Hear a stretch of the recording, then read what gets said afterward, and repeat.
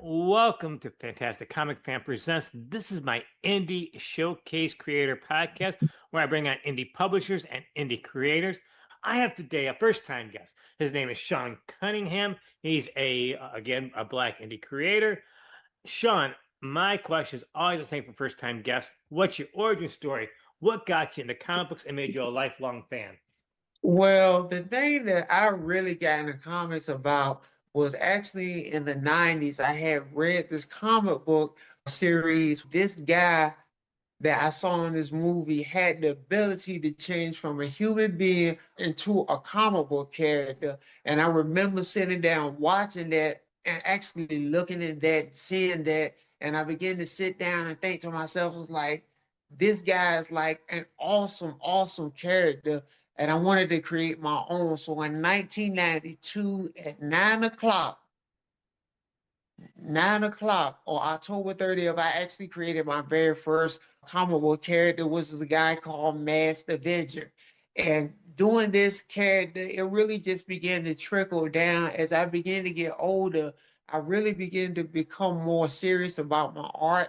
And I was really, really invested in it. Even growing up as a kid, I've always been around people in my family that were extremely gifted. I have singers, musicians, artists, definitely my artist. And at one time, my brother was so much of a good artist that in one season he was in the sixth grade going to an art program for high school students.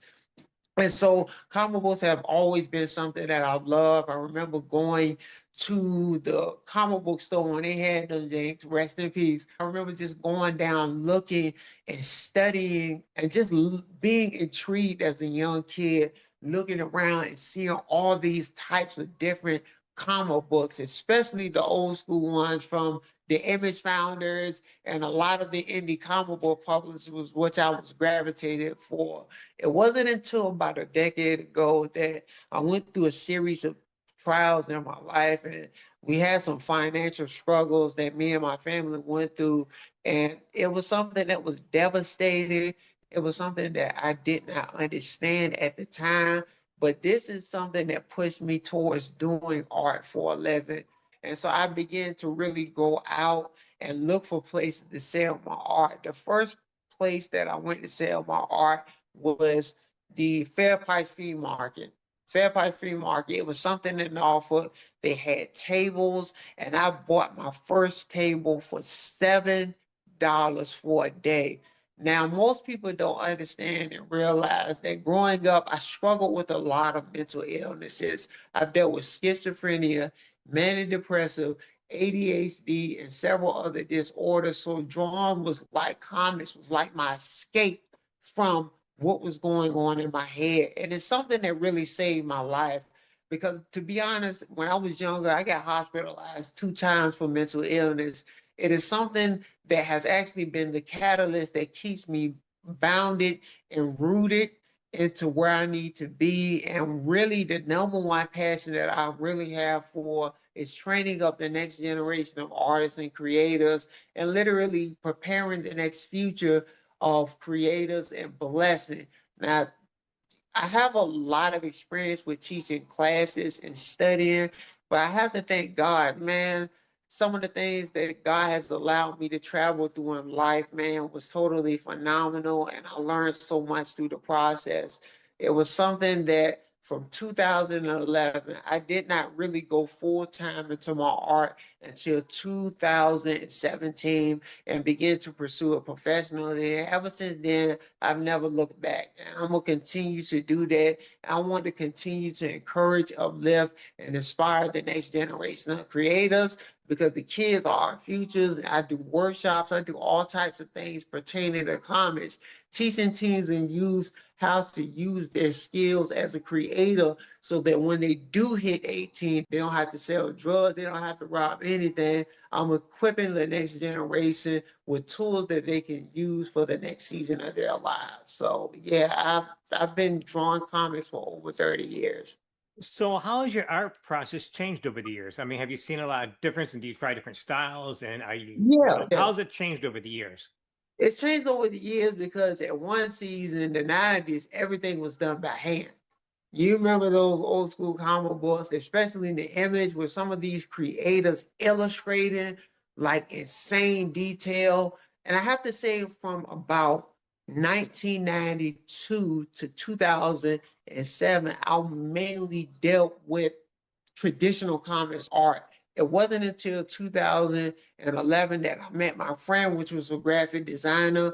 He gave me the tools to actually start a bit. He took 2 years of college and it was like a rush course and gave me the utensils that I needed to really be able to do digital art, such as flyers and different designs, and also even also creating things and having structure with my art. So the from 1992 to 2007, it was nothing but traditional.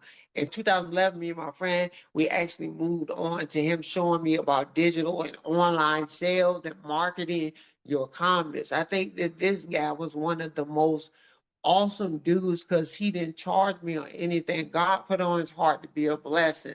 People just gave into the vision, man. I was thankful for God for that, for actually putting people in my life that came alongside to help me to do what I'm doing now today. So, what inspired you to found Faith Blade Comics, and what type of comics do you guys engage in and do? Well, the Faith Blade Comics is actually a comic book series that was created.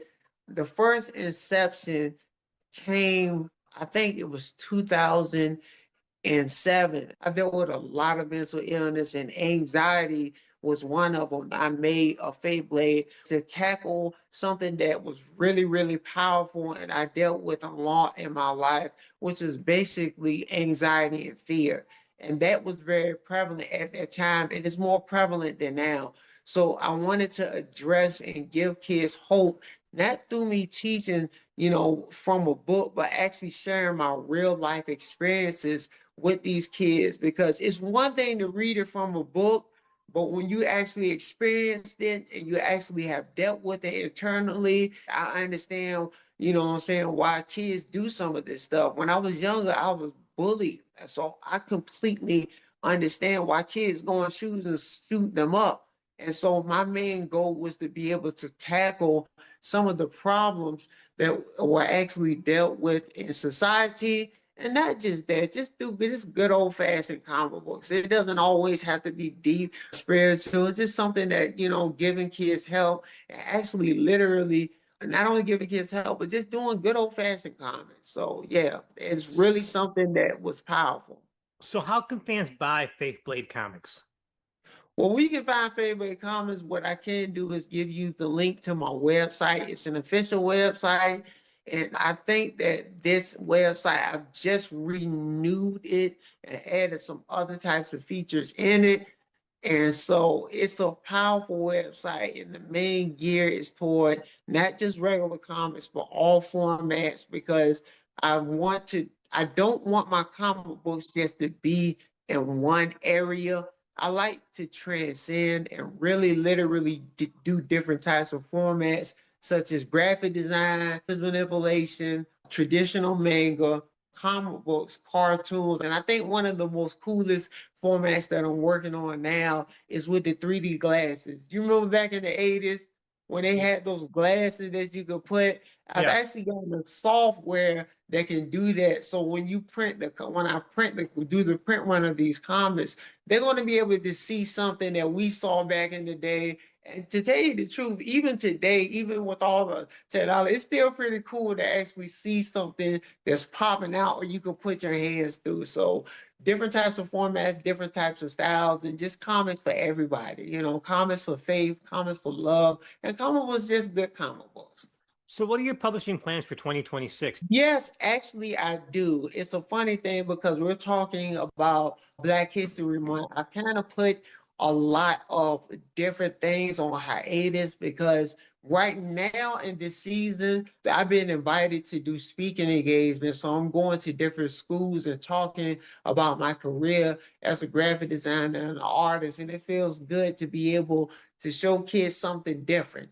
But the main focus, where I'm focusing on, and I'm kind of where you are at, you have a lot of things you're doing. And so juggling those things is hard. But I said by next week, The main thing that I want to focus on with the week is creating content just like you and actually telling the story of Africans from a different perspective. Usually in the nation that we live in, the United States of America, people as people of color, our history is always circumvent or dealt through the struggles and slavery. Now, this is something that we usually start our history from us coming from the slave trade items and coming to America and looking at our hardships and the things we have endured. But my perspective is going to be a little bit different. There are stories of Black creators that transcend even the time before Jesus walked on the earth that did phenomenal things. It's things that Western society has kind of forgotten of. And so I've been doing research on this to really talk about some of the geniuses in the African American history, like different types of builders, so the builders of Giza, the pyramids, the pharaohs, the stuff that we usually don't see in the textbooks in the West, just giving a different perspective outside of Western society, because there is so much more to our history as Black people than our struggles or the things we're going through, the things we dealt with, the racism. That's one part. The main thing that I want to do is not just to show half of the truth, but the whole truth. And that's the comic book series that I'm using, which is Applejack, which teaches teens and youth how to learn about our history in a fun way that everybody can enjoy it. And so those comic books, hopefully before the probably the second week is out of February, I want to start printing them. Most people don't know I print in-house. So everything I create is in-house, whether it's comic books, because I've had some bad interactions with Amazon and Lulu. And then I just learned from Tommy Fairlane, I feel more comfortable and more feel good me actually printing out my comics and shipping them and distributing them to people who buy them. That's always been me. I've always wanted a hands-on feel to actually creating and owning my stuff, because ownership is very, very real, especially if you don't own your own properties. And that's another thing that I want to teach kids, how to create their own characters and literally learn how to get their properties protected so they won't get stolen or get any type of plagiarism. And so